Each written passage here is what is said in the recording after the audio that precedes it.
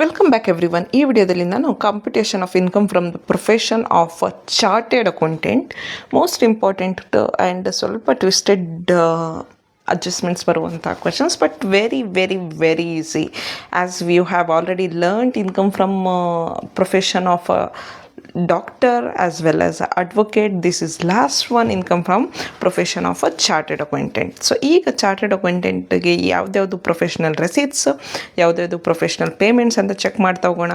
ಅದ ನಂತರ ಎರಡು ಪ್ರಾಬ್ಲಮ್ ಮಾಡ್ತೀನಿ, ಇದು related the whole unit gets ended. Okay, so professional receipts of a chartered accountant ಅಂತ ಬಂದಾಗ ಆಡಿಟ್ ಫೀಸ್ ನೋಡಿ. ಯಾವಾಗ ಚಾರ್ಟೆಡ್ ಅಕೌಂಟೆಂಟ್ ಹೋಗಿ ಆಡಿಟಿಂಗ್ ಮಾಡ್ತಾರೆ ಅವ್ರಿಗೆ ಬರುವಂತಹ ಫೀಸ್ ಏನಿರುತ್ತೆ ದಟ್ ಈಸ್ ಆಡಿಟ್ ಫೀಸ್ ಆಗಿರುತ್ತೆ. ಗೇನ್ ಫ್ರಮ್ ಅಕೌಂಟೆನ್ಸಿ ವರ್ಕ್, ಇನ್ಸ್ಟಿಟ್ಯೂಟಿಂದ ಬಂದಂಥ ಫೀಸು, ಎಕ್ಸಾಮಿನರ್ ಆಗಿ ಬಂದಂಥ ಫೀಸು, ಗಿಫ್ಟ್ ಫ್ರಮ್ ಕ್ಲೈಂಟ್ಸು ನೋಡಿ. ಕ್ಲೈಂಟ್ಸು ಗಿಫ್ಟ್ ಕೊಟ್ಟರೆ ಅದು ಡಾಕ್ಟರಿಗೆ ಕೊಟ್ಟರು ಅಷ್ಟೇ, ಅಡ್ವೊಕೇಟಿಗೆ ಕೊಟ್ಟರು ಅಷ್ಟೇ, ಚಾರ್ಟೆಡ್ ಅಕೌಂಟೆಂಟಿಗೆ ಕೊಟ್ಟರು ಅಷ್ಟೇ, ಅದು ಟ್ಯಾಕ್ಸೆಬಲ್. ಓಕೆ, ಸೊ ಕನ್ಸಲ್ಟೆನ್ಸಿ ಸರ್ವಿಸಸ್ಸಿಂದ ಬಂದಂಥ ಹಣ, remuneration received for writing articles in journals. Next special commission ಯಾವುದಾದ್ರೂ ಬಂದರೆ, ಇಂಪಾರ್ಟೆಂಟ್ ಸ್ಪೆಷಲ್ ಕಮಿಷನ್ ಬಂದರೆ, ಪ್ರಾಜೆಕ್ಟ್ ರಿಪೋರ್ಟ್ ಫೀ ಬಂದರೆ, remuneration as a member of tax reform commission ಅದರಿಂದ ಹಣ ಬಂದರೆ, ಅಕೌಂಟಿಂಗ್ ಆ್ಯಂಡ್ ಸಾಫ್ಟ್ವೇರ್ ಚಾರ್ಜಸ್ ಬಂದರೆ, ಆರ್ಬಿಟ್ರೇಷನ್ ಫೀ ಬಂದರೆ, ಇದೆಲ್ಲ ಏನು income from profession of a chartered accountant. ಇದು ನೆನಪಿರಲಿ. ಆರ್ಬಿಟ್ರೇಷನ್ ಫೀಸ್, ಸ್ಪೆಷಲ್ ಕಮಿಷನ್ ಇದೆಲ್ಲ ನೆನಪಿರಲ್ಲ ಯೂಶ್ವಲಿ, ಅಂಥದ್ದನ್ನು ನೀವು ಕಲ್ತ್ಕೊಳ್ಳಿ. ನಿಮ್ಮ ಲೆವೆಲಿಗೆ ಕೆಲವೊಂದು ನಿಮಗೆ ಯಾವ್ದು ಅನಿಸುತ್ತೆ ನೆನಪಿರಲ್ಲ ಅಂತ ಅದನ್ನು ಮತ್ತೆ ಮತ್ತೆ ರಿಪೀಟೆಡ್ ಆಗಿ ಪ್ರಾಬ್ಲಮ್ಸ್ನ ಮಾಡ್ತಾಯಿರಿ ಟೆಕ್ಸ್ಟ್ ಬುಕ್ಸ್ ತೊಗೊಂಡು, ಆವಾಗ ನಿಮಗೆ ಅದು ಒಬ್ವಿಯಸ್ಲಿ ಮೈಂಡಲ್ಲಿ ನೆನಪಿರುತ್ತೆ.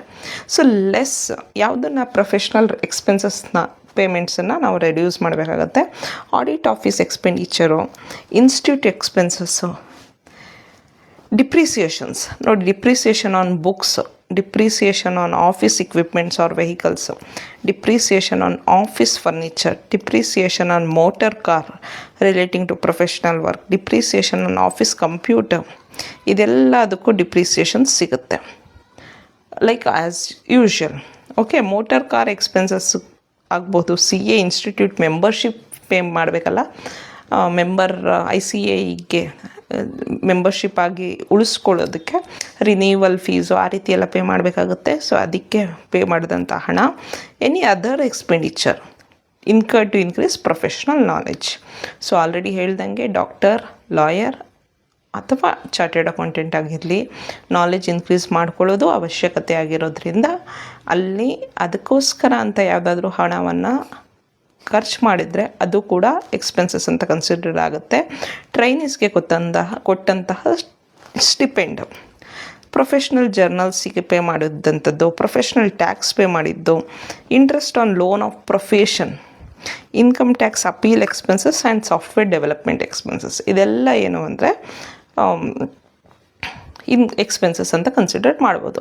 ಅದ ನಂತರ ಡಿಪ್ರಿಸಿಯೇಷನ್ಸು ಚಾರ್ಟೆಡ್ ಅಕೌಂಟೆಂಟಿಗೆ ಯೂಶ್ವಲಿ ಯಾವ್ದ್ಯಾವ್ದು ಯೂಸ್ ಮಾಡ್ತಾರೆ, ಕಂಪ್ಯೂಟರ್, ಲ್ಯಾಪ್ಟಾಪ್, ಸಾಫ್ಟ್ವೇರ್ಸ್ಗೆ 40% ಡಿಪ್ರಿಸಿಯೇಷನ್, ಪ್ರೊಫೆಷ್ನಲ್ ಬುಕ್ಸಿಗೆ 40%, ಫರ್ನಿಚರ್ ಆ್ಯಂಡ್ ಫಿಕ್ಚರ್ಸಿಗೆ 10%, ಆಫೀಸ್ ಬಿಲ್ಡಿಂಗಿಗೆ 10%, ಮೋಟರ್ ಕಾರಿಗೆ 15% ಆ್ಯಂಡ್ ಆಫೀಸ್ ಇಕ್ವಿಪ್ಮೆಂಟಿಗೆ 15%. ಇಂಪಾರ್ಟೆಂಟಾಗಿ ಕಂಪ್ಯೂಟರ್ ಗೊತ್ತಿರಲಿ, ಪ್ರೊಫೆಷ್ನಲ್ ಬುಕ್ಸ್ ಗೊತ್ತಿರಲಿ, ಆಮೇಲೆ ಆಫೀಸ್ ಇಕ್ವಿಪ್ಮೆಂಟ್ಸ್ ಗೊತ್ತಿರಲಿ. ಓಕೆ, ಸೊ ಇಷ್ಟು ಡಿಪ್ರಿಸಿಯೇಷನ್ ರೇಟ್ಸು. ಆಮೇಲೆ ಗೊತ್ತಿರೋ ಹಾಗೆ ಲೆಸ್ ದೆನ್ 180 ಡೇಸ್ ಯೂಸ್ ಮಾಡಿದರೆ full depreciation, more than 180 days use ಮಾಡಿದರೆ full depreciation, less than 180 days use ಮಾಡಿದರೆ ಹಾಫ್ ಡಿಪ್ರಿಸಿಯೇಷನ್. ಓಕೆ, ಸೊ ಇಲ್ಲಿ 40% ಯಾವುದ್ಯಾವುದಕ್ಕೆ, ಕಂಪ್ಯೂಟರ್ ಮತ್ತು ಬುಕ್ಸಿಗೆ, 15% ಇಕ್ವಿಪ್ಮೆಂಟ್ ಮತ್ತು ಕಾರಿಗೆ, 10% ಫರ್ನಿಚರ್ ಮತ್ತು ಬಿಲ್ಡಿಂಗಿಗೆ. ಯೂಶ್ವಲಿ ನಾವು ಯಾವ ಮೆಥಡನ್ನು ಯೂಸ್ ಮಾಡ್ತೀವಿ, ಡಿಪ್ರಿಸಿಯೇಷನ್ ಇನ್ಕಮ್ ಟ್ಯಾಕ್ಸಲ್ಲಿ return down value method use ಮಾಡ್ತೀವಿ. So this is the format of computation of income from the profession of a chartered accountant. Solve the problems on this, be expert in this. Thank you very much.